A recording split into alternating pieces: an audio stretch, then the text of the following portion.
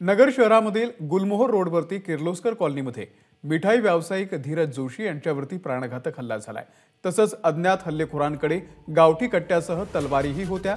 मात्र गोळीबार न करता या हल्लेखोरांनी जोशी यांना बेदम मारहाण केली। या मारहाणीमध्ये मिठाईवाले जोशी हे गंभीर जखमी झाले।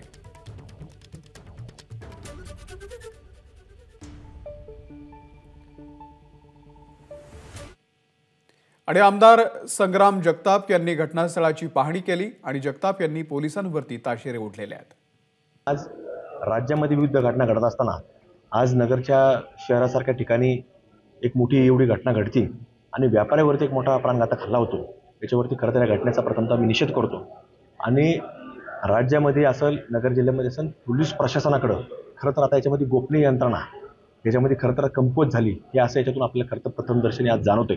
खरं तर राज्याचे गृहमंत्री फडणवीस साहेब यांच्या बाबतीमध्ये खरं तर आम्ही स्वतंत्र भेट घेऊन की कुठेतरी याच्यामध्ये आवाज उठवण्याचं काम आम्ही नगरच्या भूमीतून आम्ही करणार आहोत। एबीपी माझा, उघडा डोळे बघा नीट।